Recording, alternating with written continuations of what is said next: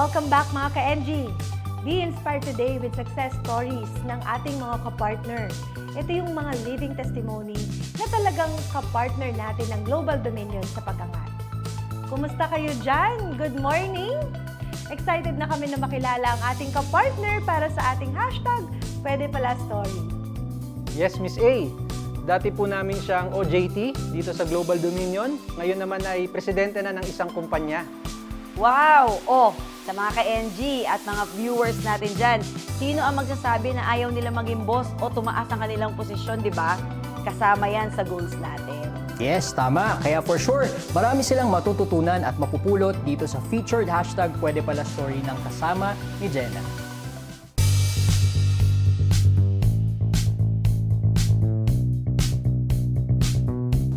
Yes, Ayan, Huge, and Rod. Makakasama ko nga ngayon ang nagsimula as OJT sa Global Dominion na ngayon ay President na ng Cycle Financing Corp, Jetro Peñamante. Magandang umaga, Jetro. Magandang umaga, Jenna. Konting backtrack naman. Pwede mo bang ikwento sa amin kung paano ka nakapasok sa Global Dominion? Noong 2009, nag-apply ako as OJT, and then natanggap ako. Tapos nag-marketing assistant ako after nung graduation. Ayun, from marketing assistant, na-promote ako ng naging branch manager. Ako yung mga nag-o-open dati ng branches ng mga Global Dominion. 9 years akong branch manager, tapos pumunta na ako sa Cycle. Nung nag-OJT ka, saang department ka naka-assign doon? Sa marketing na ba? Hindi. Sa admin. Ako yung taga-buhat dati ng mga papel nila, mga supplies. So, imaginein mo, Jetro, from OJT, presidente ka na ngayon. So, ikwento mo naman sa amin, paano ka tumagal dito sa Global Dominion? Tumagal ako dahil yung mga leaders ng Global Dominion is talagang napaka-supportive. So, tutulungan ka nilang mag-grow, lahat ng learnings na kailangan mo, ibibigay nila sa'yo. Basta kailangan mo siyempre sipagan, tsaka kailangan mong mag-focus 100% sa trabaho mo. Quite curious lang, Jetro, no? Siyempre, sa iba kasi, ayaw nilang maging empleyado lang. Gusto nila magkaroon ng sariling negosyo. Ano yung naging motivation mo para mag-stay? Kasi nung nag-start ako, nung bago akong marketing, nakita ko na nakakwento ako yung mga boss na dati silang empleyado din ng Global Dominion.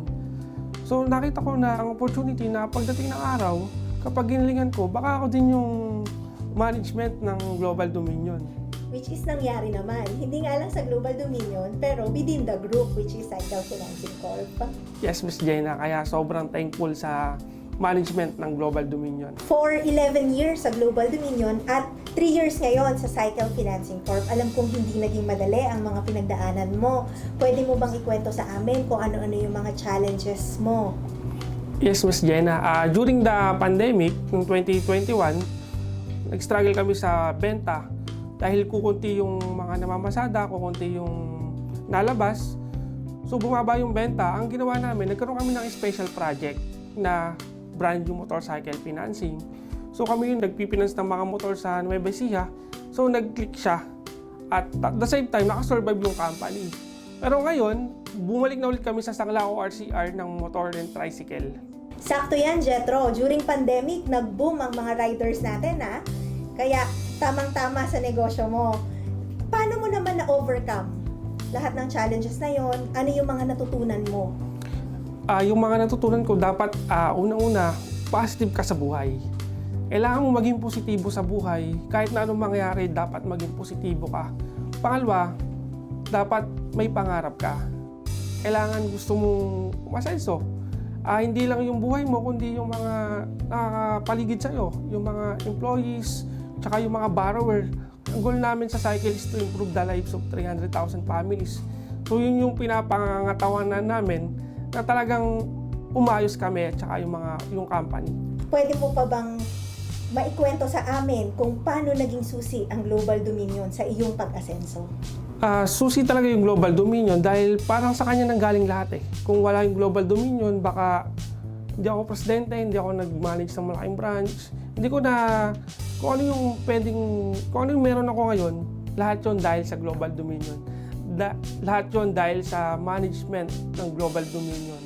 Kaya hanggang ngayon, salamat sa kina Ma'am Pat, kina Sir Sam, kina Sir Jeric, kina Sir Bob, sa mga Excom, maraming salamat po.